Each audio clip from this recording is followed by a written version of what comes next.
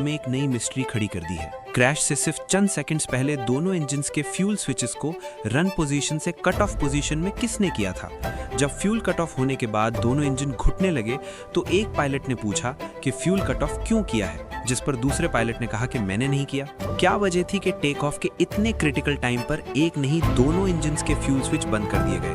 क्या स्विचेस में कोई खराबी थी? पायलट ने जानबूझकर किया या फिर ये किसी माल फंक्शन का नतीजा था? हिस्ट्री में हुए दूसरे ऐसे ही हादसे जिसमें पायलट ने जानबूझकर सुसाइड किया था, उनमें और AI 171 में क्या कुछ कॉमन है? आज हम डीप में जाकर इस मुद्दे को समझने की कोशिश करेंगे। मस्ट टेल स्टोरीज के वीडियोस में एक बार फिर से स्वागत है। 12 जून 2025 की सुबह अहमदाबाद इंटरनेशनल एयरपोर्ट पर एक रूटीन का दिन था।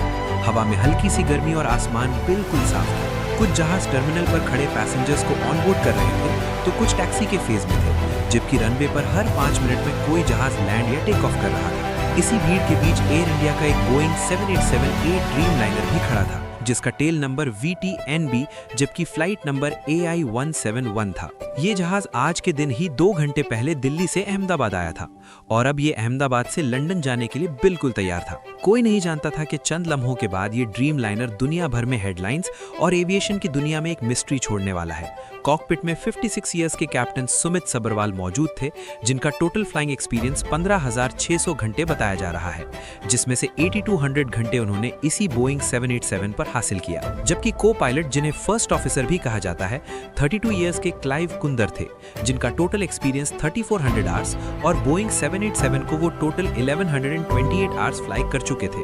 रिपोर्ट में बताया गया है कि दोनों पायलट्स ने फ्लाइट से करीब 1.5 घंटे पहले ब्रेथ एनालाइजर टेस्ट पास किया और फ्लाइट के लिए बिल्कुल परफेक्ट पाए गए। यही सेम एयरक्राफ्ट VTNB दिल्ली से फ्लाइट AI 423 ऑपरेट करते हुए अहमदाबाद पहुंचा था। पिछली फ्लाइट में एक छोटा सा टेक्निकल इशू आया था, जिसे एयरक्राफ्ट मेंटेनेंस इंजीनियर ने ट्रबल शूटिंग करके क्लियर कर दिया। अब ये जहाज अपने अगली परवाज के लिए बिल्कुल तैयार था। फ्लाइट AI 171 में टोटल 230 पैसेंजर्स थे। इन्वेस्टिगेशन रिपोर्ट में लिखा गया है कि जहाज में 54,200 kg का फ्यूल भरा गया और इसका टेक ऑफ वेट 2,13,400 kg था, जो बोइंग 787 के लिहाज से बिल्कुल नॉर्मल रेंज में आता है। जहाज में किसी खतरनाक सामान की मौजूदगी के निशानात भी नहीं मिले, सब कुछ मामूल के मुताबिक था। बोर्डिंग होने के बाद एयर ट्रैफिक कंट्रोल टावर की रिकॉर्डिंग्स के मुताबिक 1:13 पर एयरक्राफ्ट ने टर्मिनल से पुशबैक और स्टार्टअप की परमिशन मांगी। 1:33 PM और 45 सेकंड्स पर ATC ने एयरक्राफ्ट को रनवे 23 पर लाइन अप होने की इंस्ट्रक्शंस दी। उस वक्त विंड स्पीड 6 नॉट्स यानी तकरीबन 11 km/h थी। मौसम बिल्कुल साफ और विजिबिलिटी 6000 मीटर्स रिकॉर्ड की गई।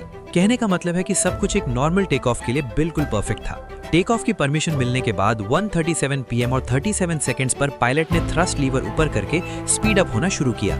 याद रहे कि इस फ्लाइट में टेक ऑफ को पायलट क्लाइव कुंदर कर रहे थे, जबकि कैप्टन सुमित का रोल सिर्फ मॉनिटरिंग करने का था। Enhanced airborne flight recorder data के मुताबिक एयरक्राफ्ट ने 1:38 PM और 33 सेकंड्स पर V1 स्पीड हासिल कर ली। ये 153 नॉट्स या फिर 283 km/h की स्पीड होती है, जिसके बाद टेक ऑफ को अबॉर्ट करना मुमकिन नहीं होता। 2 सेकंड्स के बाद VR की स्पीड भी हासिल हो गई, जो 155 नॉट्स होती है, और फिर 1:38 PM और 39 सेकंड्स पर एयरक्राफ्ट ने टेक ऑफ कर लिया। यहाँ तक जो कुछ भी हुआ सब कुछ नॉर्मल था। CCTV फुटेजेस में भी देखा जाए तो लिफ्ट ऑफ तक सब कुछ नॉर्मल दिख रहा है, लेकिन इसके बाद जो हुआ उसने सब कुछ बदल दिया। तकरीबन 3 सेकंड्स के बाद एयरक्राफ्ट ने 180 नॉट्स की स्पीड भी अचीव की, जिसका मतलब है कि टेक ऑफ के 3 सेकंड्स बाद तक भी इंजन थ्रस्ट प्रोड्यूस कर रहा था।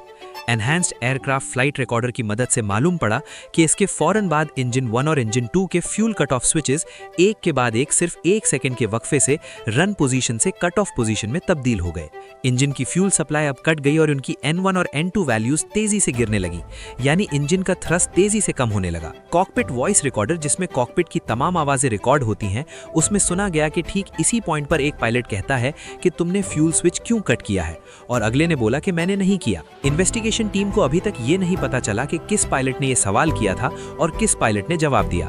CCTV फुटेज में भी लिफ्ट ऑफ के फौरन बाद ही रैम एयर टरबाइन डिप्लॉय होता दिखाई दिया, जिसे शॉर्ट में रैड भी कहते हैं। ये एक इमरजेंसी पावर सोर्स होता है जो इंजन बंद होने पर ऑटोमेटिकली डिप्लॉय हो जाता है। ये पावर जहाज के मेन इलेक्ट्रिकल सिस्टम को चलाने के काम आता है। रैड का डिप्लॉय होना इस बात की निशानी है कि जहाज में कुछ न कुछ अनयूजुअल जरूर हुआ था। फुटेज में भी देखा गया कि जहाज अपना एल्टीट्यूड तेजी से खो रहा है, और EAFR डेटा से भी ये बात साबित होती है, क्योंकि उस वक्त दोनों इंजन्स की N2 वैल्यूज अपनी मिनिमम आइडियल स्पीड से भी कम हो गई। 1:39 PM और 5 सेकंड्स पर ATC की रिकॉर्डिंग्स में मेडे का डिस्ट्रेस सिग्नल रिकॉर्ड हुआ। जब ATC ने कॉल साइन पूछा तो आगे से कोई जवाब नहीं मिला। साथ ही ATC ने एयरक्राफ्ट को एयरपोर्ट बाउंड्री के बाहर क्रैश होते देखा और इमरजेंसी रिस्पांस फौरन एक्टिवेट कर दिया गया। एयरक्राफ्ट रनवे 23 की सीध में 1600 मीटर्स दूर पहले आर्मी मेडिकल कॉर्प्स की एक बिल्डिंग की चिमनी से टकराया और फिर BJ मेडिकल कॉलेज हॉस्टल से टकरा गया। पूरा मलबा पहले इंपैक्ट पॉइंट से तकरीबन 1000 फीट लंबे और 400 फीट चौड़े इलाके में फैल गया। इस हादसे में 12 क्रू मेंबर्स और 229 पैसेंजर्स की जान चली गई, जबकि जमीन पर 19 लोग भी इस हादसे का शिकार हुए।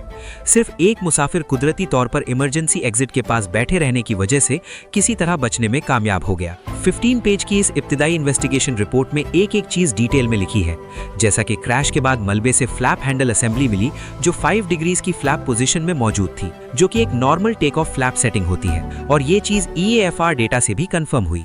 Landing gear lever down position में मिला और थ्रस्ट लीवर बेशक काफी जल चुका था, लेकिन क्रैश होने तक फॉरवर्ड पोजीशन में ही था, जबकि सबसे अहम चीज fuel control switches run position में ही पाए गए, यानी कि क्रैश से पहले पायलट्स ने वापस फ्यूल स्विच ऑन कर दिए थे। अब ये फ्यूल स्विचेस नॉर्मली ऐसे डिजाइन होते हैं कि सिर्फ कोई इंसान ही इन्हें बंद या ऑन कर सकता है। दोनों स्विचेस के लेफ्ट और राइट पे एक लॉकिंग मैकेनिज्म दिया गया है। इस लॉकिंग मैकेनिज्म का काम है स्विच को एक्सीडेंटली ऑन या ऑफ होने से बचाना। जब भी पायलट को इंजन का फ्यूल ओपन करना हो तो इसमें पायलट के दोनों हाथों का इस्तेमाल जरूरी होता है। एक हाथ से लॉक को पुश किया जाता है और दूसरे हाथ से स्विच को पुल करके ऊपर या नीचे किया जाता है। और यही चीज सबसे हैरानकुन है, क्योंकि एक हाथ से फ्यूल स्विच चाहकर भी कोई ऑन या ऑफ नहीं कर सकता।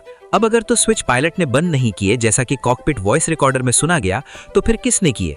और अगर ये गलती से भी हो गया तो सवाल ये है कि दोनों स्विचेस गलती से कैसे बंद हुए, वो भी एक के बाद एक। इन्वेस्टिगेशन रिपोर्ट में यह भी पाया गया कि दोनों फ्यूल स्विचेस 1 सेकंड के वक्फे से बंद हुए थे, जो कि बिल्कुल एक नॉर्मल ह्यूमन इंटरवेंशन लगता है। बाद में ये दोनों स्विचेस दोबारा ऑन भी किए गए थे, लेकिन तब तक बहुत देर हो चुकी थी। इन्वेस्टिगेशन रिपोर्ट के मुताबिक इंजन 1 के लिए फ्यूल कट ऑफ और दोबारा सप्लाई शुरू होने के बीच तकरीबन 10 सेकंड्स का वक्फा था, और इंजन 2 के लिए फ्यूल कट ऑफ और दोबारा सप्लाई शुरू होने के बीच तकरीबन 14 सेकंड्स का वक्फा था। इस बात के सबूत भी मिले हैं कि दोनों इंजन्स वापस से थ्रस्ट प्रोड्यूस करने ही लगे थे, लेकिन उसी वक्त क्रैश हो गया। अब यहाँ सबसे बड़ी मिस्ट्री ये है कि फ्लाइट AI-171 टेक ऑफ तक बिल्कुल परफेक्ट थी। इंजन से लेकर इसमें भरने वाले फ्यूल तक सब कुछ नॉर्मल था। इन्वेस्टिगेशन टीम ने फ्यूल टैंकर जिसकी मदद से AI-171 को रिफ्यूल किया गया था, उसके फ्यूल सैंपल्स भी लेकर लैब में चेक किए, लेकिन उसमें भी कोई गड़बड़ नहीं पाई गई। अगर सब कुछ ही परफेक्ट था तो फिर फ्यूल स्विचेस को जानबूझकर बंद क्यों किया गया? या कहीं उनका लॉकिंग मैकेनिज्म तो खराब नहीं था? रिपोर्ट में एक और अहम चीज का भी जिक्र है, और वो ये है कि FAA ने 2018 में एक special air worthiness information bulletin जारी किया था, जिसमें fuel control switch locking feature के निकलने के इम्कान के बारे में बताया गया था। यानी फ्यूल स्विच के लॉकिंग फीचर के निकलने का खतरा कहीं ना कहीं एविएशन इंडस्ट्री में मंडला जरूर रहा था। ये बुलेटिन, जिसे सेब भी कहा जाता है, बोइंग 737 एयरप्लेन्स के ऑपरेटर्स की शिकायत पर जारी किया गया था, जिसका मतलब है कि बोइंग 737 के कुछ एयरक्राफ्ट्स में ये मसला पहले भी रिपोर्ट हो चुका है। फ्यूल कंट्रोल स्विच डिजाइन, जिसमें लॉकिंग फीचर भी शामिल है, मुख्तलिफ बोइंग एयरप्लेन मॉडल्स पर एक जैसा ही है, जिसमें पार्ट नंबर 4TL8373D भी शामिल है, और वही part air India flight AI-171 में इस्तेमाल होने वाले एयरक्राफ्ट VTNB में लगा हुआ था। FAA ने 7 साल पहले वार्न किया था कि कुछ फ्यूल कंट्रोल स्विचेस के लॉक डिसएंगेज स्टेट में इंस्टॉल हुए हैं। एयर इंडिया ने इस इंस्पेक्शन को स्किप किया क्योंकि वो मैंडेटरी नहीं बल्कि FAA की तरफ से महज एक एडवाइस थी। पर दूसरी तरफ अगर अज्यूम किया जाए कि एयरक्राफ्ट का फ्यूल स्विच लॉकिंग मैकेनिज्म खराब भी था और टेक ऑफ के दौरान गलती से वो स्विच ऑफ हो गया, तो इतना बड़ा इत्तेफाक कैसे हुआ कि दोनों स्विचेस 1 सेकंड के वक्फे से एक के बाद एक बंद हो गए? और अगर तो पायलट ने खुद जानबूझकर किया तो इसकी सिर्फ एक ही वजह हो सकती है, और वो है सुइसाइड। पर क्या वाकई ये सुइसाइड भी था या नहीं? 2015 में जर्मन विंग्स 9525 के को पायलट ने कॉकपिट को अंदर से लॉक कर दिया जब कैप्टन बाथरूम यूज करने गया था। कॉकपिट वॉइस रिकॉर्डर से पता चला कि उसने जानबूझकर प्लेन को एल्प्स के पहाड़ों से टकराया। बाद में पता चला कि को पायलट का मेंटल हेल्थ रिकॉर्ड पहले से खराब था। 2013 में लैम मोजाम्बिक फ्लाइट 470 के कैप्टन ने ऑटो पायलट को मैनुअली 0 फीट्स पर सेट कर दिया जब फर्स्ट ऑफिसर कॉकपिट से बाहर गया। FDR डेटा से कंफर्म हुआ कि उसने ये काम जानबूझकर किया और एयरक्राफ्ट क्रैश हो गया। इसी तरह 1999 इजिप्ट फ्लाइट 990 में भी क्रैश होने से पहले कॉकपिट में रिलीजियस फ्रेजेस सुने गए और उसके बाद एयरक्राफ्ट नोज डाउन पोजीशन में चला गया। को पायलट का ये अमल इजिप्ट की गवर्नमेंट के मुताबिक एक मैकेनिकल फेलियर का नतीजा था, जबकि FAA ने इसे सुसाइड मिशन तस्वर किया। और 1997 में सिल्क एयर फ्लाइट 185 में भी पायलट ने पहले कॉकपिट वॉइस रिकॉर्डर और फ्लाइट डेटा रिकॉर्डर को मैनुअली बंद किया और उसके बाद जहाज को नोज डाउन पोजीशन में लाकर क्रैश कर दिया। हिस्ट्री के इन वाकयात को नजर में रखते हुए इन सब सुसाइडल मिशंस में एक चीज कॉमन पाई गई, पायलट का ATC को जवाब ना देना।